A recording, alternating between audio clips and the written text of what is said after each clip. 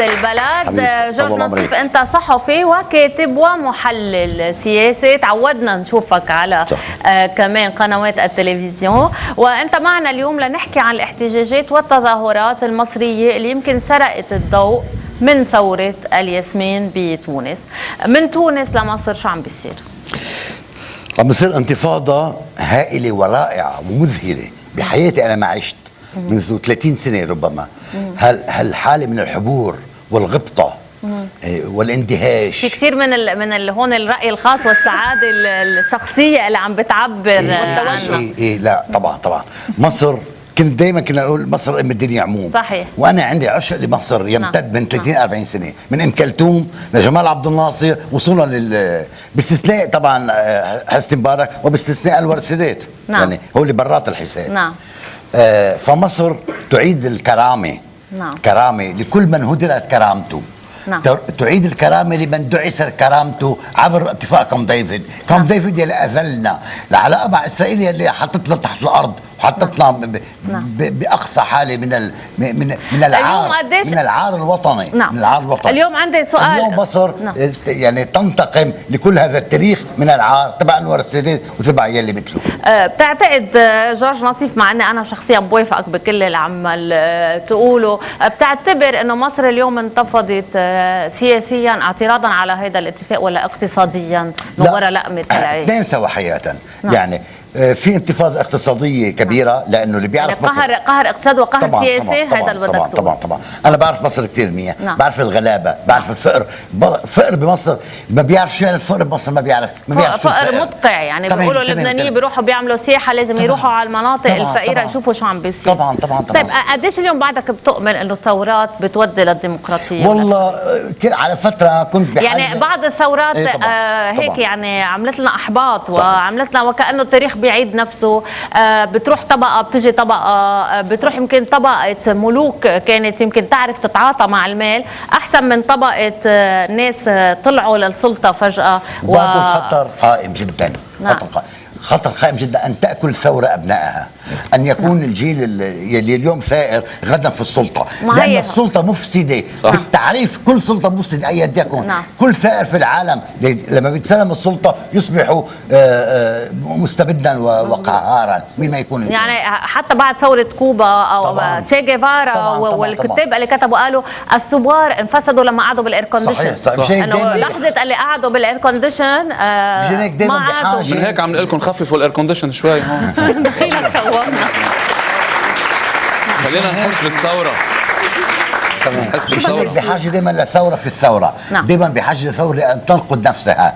وأن تتجاوز نفسها باستمرار، وإلا تقع في التكلس. يكون في مساءلة تماما، وتقع في الصنامية وفي صنامية الثورة. المشكلة تماما أنه الذي يبدأ ثائرا ينتهي أيقونة مقدسة والكل ببخروا له. يعني رجعنا بغير وجوه ورجعنا لنفس التركيبة. بيكون خارج تماما من كل منطق الثورة. ردد المتظاهرين المصريين شعار الشعب يريد إسقاط النظام والجيش والشعب واحد، ومن جهة ثانية أعلن الجيش أنه يدرك مشروعية مطالب الشعب. شو بتنتظر من هالجيش اليوم؟ يضل حامل النظام أو ينقلب عليه؟ بنتظر أنه أن يتم تغيير سريع، والأرجح أن يتم تغيير سريع للنظام بموافقة الجيش.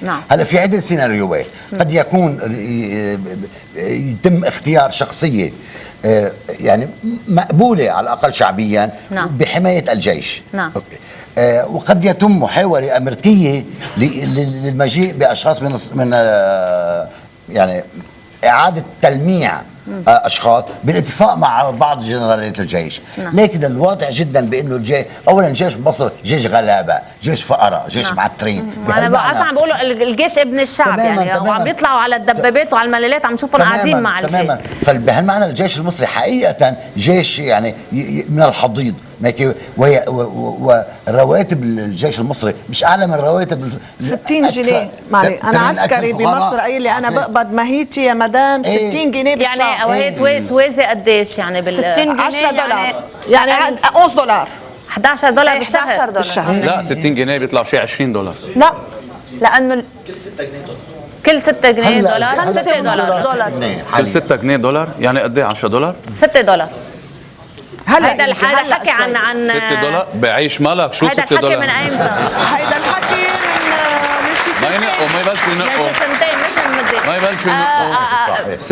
$6 جورج نصيف، قديش هالثورة هي تلقائية وقديش في ايد للمخابرات فيها؟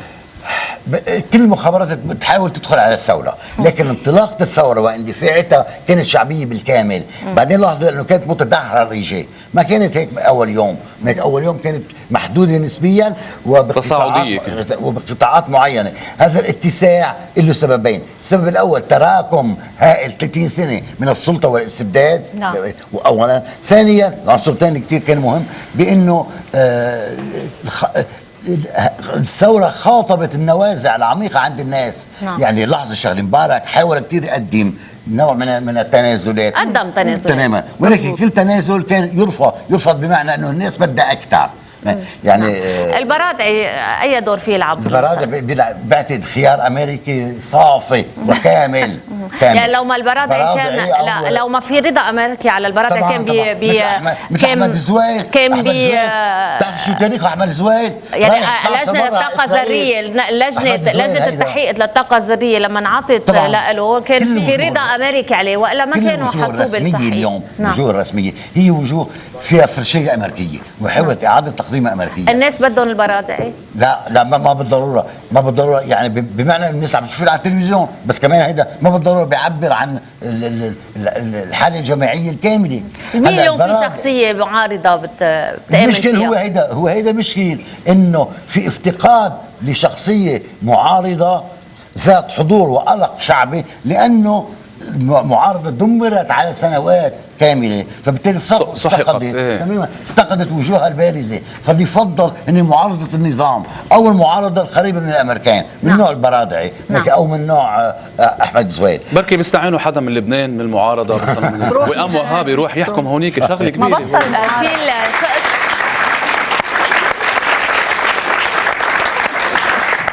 اليوم شو رأيك بأيمن نور؟ يعني أيمن نور كمان يدخل ضمن مش عم برفض، بس انه يدخل ضمن الاطار العام الرسمي.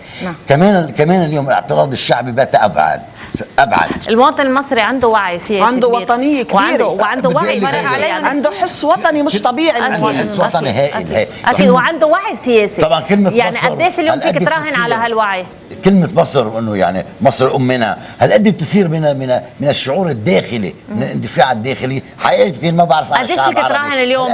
جورج ناصر قديش فيك تراهن اليوم على وعي الشارع المصري؟ بتراهن كثير خاصه انه نحن سابقا حدا منا راهن على الشعب التونسي؟ حدا شيء؟ طيب اليوم انا رحت على تونس من سنه، من شهرين، عفوا حوالي اقل من سنه على تونس. شراب فيك تروح من شهرين استاذ جورج، ما كان في شيء بشهرين. شو هالثوره المفاجئه السريعه مش طبيعيه، يعني انه غير متوقع. انه كل شيء هادئ ومستقر ما بتتوقع لحظه ابدا، ما بتتوقع لحظه اطلاقا. والدوله تعطي لوائح كامله حول تقديمات الدوله. اللي عم بيصير بمصر اليوم بشكل خطر على اسرائيل؟ بالتاكيد اول خطر هو مشان هيك برفقني سحبوا، مشان هيك ردة فعل الاسرائيليين ردة ذعر. بيفرض كامب ديفيد. لا اذا فرض كمان ما تنسى انه كمان اذا فرض كامب ديفيد بيفرض من بعدها الاردن. معقول يحكم مصر رئيس مضاد لاسرائيل؟